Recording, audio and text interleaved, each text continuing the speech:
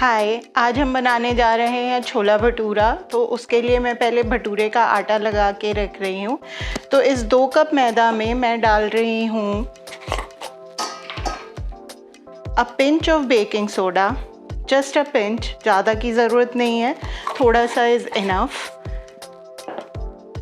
This half a cup of yogurt, दही, plain yogurt है, मेरा घर का बना हुआ है। So we'll mix this all together पहले, जिससे हमें आइडिया लगे कि हमारा आटा कितना गीला हो गया है। आपके दही की कंसिस्टेंसी पे ये काफ़ी डिपेंड करेगा। So just make sure. और मेरा दही थोड़ा सा खट्टा है, जो विच हेल्प्स आटा टू फर्मेंट, जो हम चाह रहे हैं, इसीलिए हम आटा पहले से लगा के रख रहे हैं। आपको जब भी छोला भटूरा बनाना हो तो एटलीस्ट 3 से 4 घंटे पहले आप ये आटा लगा के रख दें, जिससे आपके भटूरे काफ़ी अच्छे बनेंगे। आपके पूरे आटे में ऐसे मिक्स हो जाना चाहिए। आपको दिख रहा है ये कैसे गुठलियाँ सी पड़ गई हैं, द शोज़ कि हमारे पूरे आटे में, और अब ड्राई आटा कहीं नहीं है इसमें। अब हम इसमें थोड़ा थोड़ा करके ये पानी डालेंगे। तो मैं थोड़ा सा पानी डाल के स्टार्ट कर रही हूँ।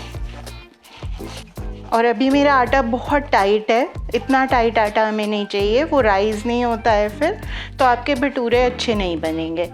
तो हम इसमें और पानी डालेंगे, पर थोड़ा थोड़ा करके ही डालिए, वरना आपका आटा बहुत वेट हो सकता है, फिर आपको भटूरा बनाने में दिक्कत होगी।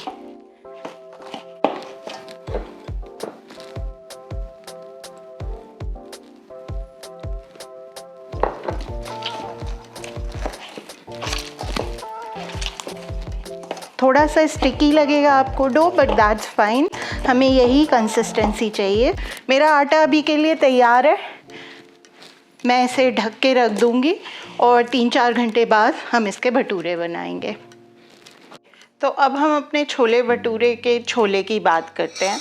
छोला बनाने के लिए थोड़ा सा प्रेप करना पड़ता है। You can either use can छोला, या मेरी तरह आप ड्राइड छोले को सोक कर सकते हैं। मैंने अभी 4 घंटे ही सोक किया है। तो I used 1 cup of chhola and उसमें मैंने 1 टेबल स्पून चना दाल डाल के उसको सोक करके रख दिया था।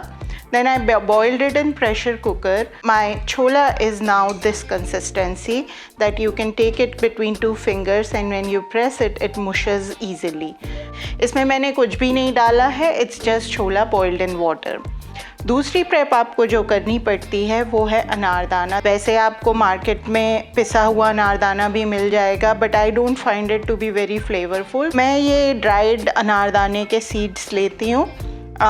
वो मैंने 1 टेबल स्पून अनारदाने के सीड लेके उसको भी पानी में सोक करके रख दिया था अपने चने के साथ ही, और इसको अब मैं ग्राइंड कर लूँगी।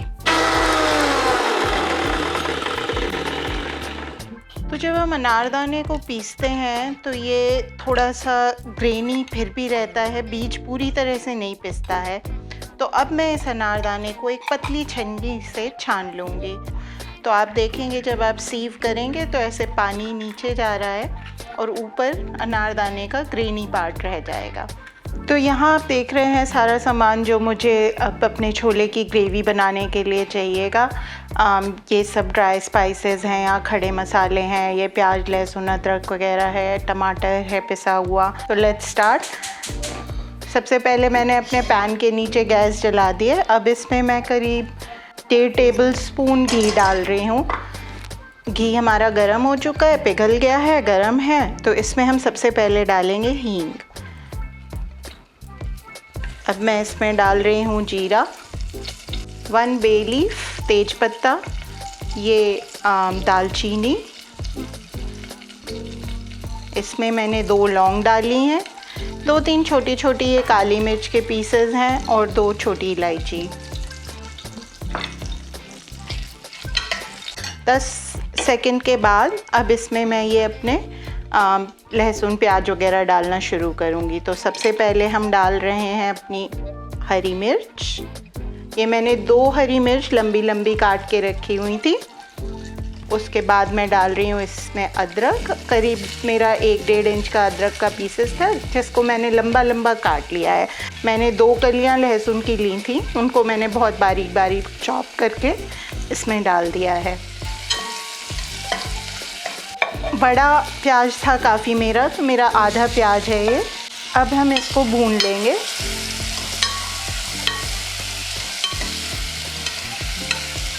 जब तक प्याज हमारा सॉफ्ट नहीं हो जाता। मैं इसमें हल्का सा नमक डाल दूंगी अभी।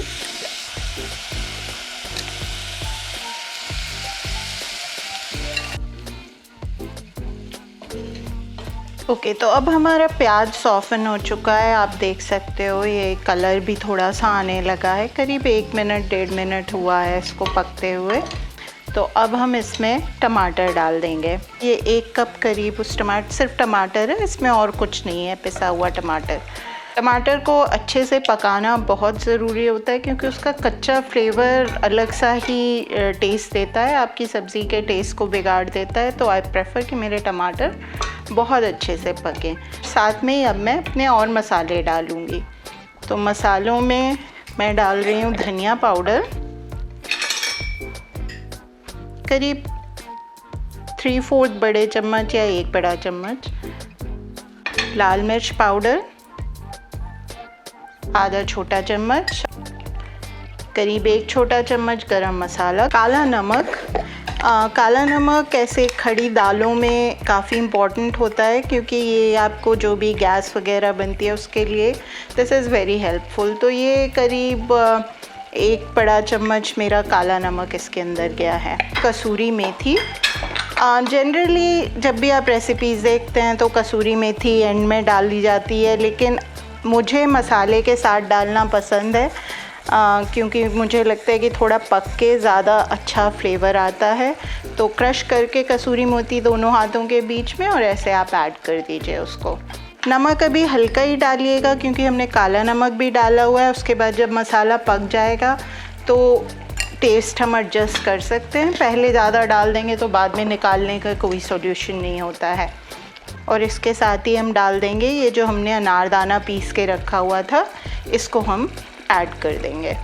एक जो चीज़ मैंने नहीं डाली है अभी वो है काली मिर्च, हल्की सी काली मिर्च, फ्रेश क्रश्ड, अपने टेस्ट के हिसाब से। हम लोगों को काफ़ी पसंद है काली मिर्च का टेस्ट, तो मैं 4-5 बार क्रश करके डाल देती हूँ इसको। अब इसको हम पकने देंगे जब तक हमारा मसाला घी नहीं छोड़ने लगेगा। मेरी ग्रेवी थोड़ी सी पक गई है तो मैं मसाले टेस्ट करके उनको एडजस्ट करने के लिए देख रही हूँ। खटास अगर आप लोगों को ज़्यादा पसंद हो तो थोड़ा अमचूर इसमें और ऐड कर सकते हैं। अभी मुझे अपने इसमें ज़रूरत नहीं लग रही है मसाले में। एक बार जब हम छोला डाल देंगे तो फिर से टेस्ट करके देखेंगे, अगर तब कुछ कम लगेगा तो हम ऐड कर सकते हैं। अब आप देखेंगे कि मेरे मसाले ने ये साइड्स में घी छोड़ना शुरू कर दिया है। आपको शाइन, ये जो ऑयल छोड़ रहा है, घी छोड़ रहा है, उसकी चमक आपको देखने लगेगी। तो अब ये टाइम है जब मैं अपने उबले हुए छोले इसमें डाल दूँगी।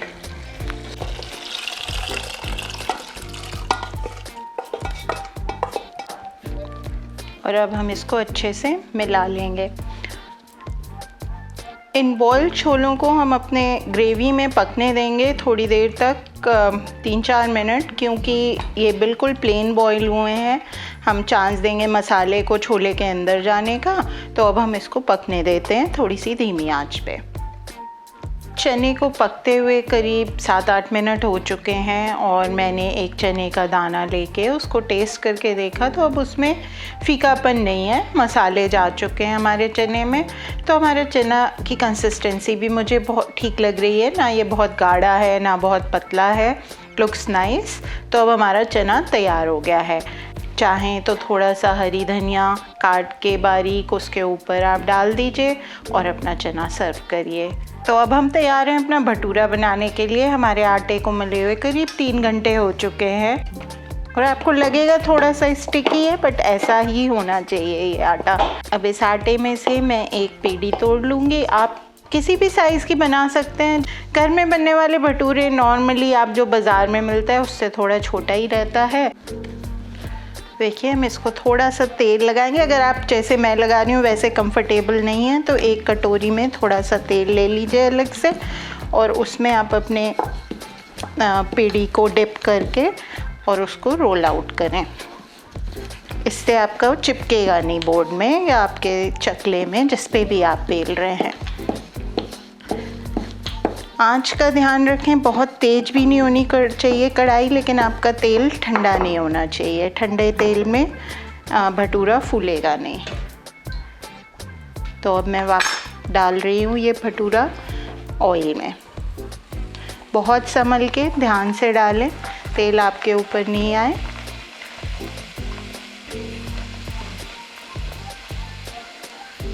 और देखिए कैसे ये भटूरा फूल रहा है बिल्कुल। जब फूल गया है तो अब मैं इसको ध्यान से पलट दूंगी। देखिए कितना अच्छा कलर आया है।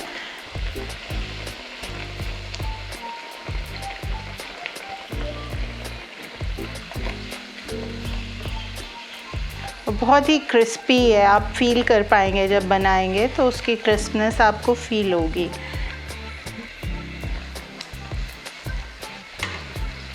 अब ये भटूरा दोनों तरफ से सिक चुका है, तो मैं इसका तेल थोड़ा सा झाड़ के और इसे प्लेट पे निकाल लूँगी।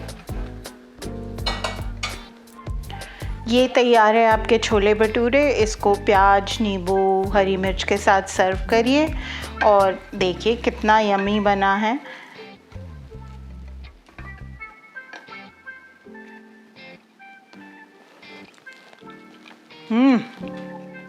रियली गुड, बहुत बढ़िया। आप भी एंजॉय करिए और प्लीज़ बताइए कैसा लगा आपको ये।